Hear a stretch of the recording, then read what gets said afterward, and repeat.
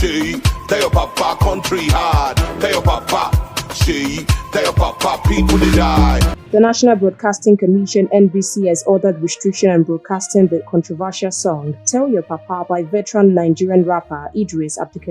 Nigerian News reports that the recently released song targets the son of President Bola Ahmed Tinubu, Seyi Tinubu, calling on him to confront his father over the worsening socio-economic conditions in Nigeria. In the track titled "Tell Your Papa," shared via X on Sunday, Abdulkareem delivered a blunt message, pointing at the current hardship many Nigerians are facing. In a memo dated April 9, 2025, and issued by the Coordinating Director of Broadcast Monitoring, Suzanne Obi, NBC barred Nigerian radio and television stations from airing the trending song, citing its objectionable nature. The Commission declared the track not to be broadcast (NTBB) under Section 318 of the Nigerian Broadcasting Code, prohibiting content deemed inappropriate, offensive, or in breach of public decency from being aired on Nigerian broadcast platforms. According to NBC, while the song has been trending across social media platforms, its lyrical content fails to meet the standards of responsible broadcasting. Seyi, how far?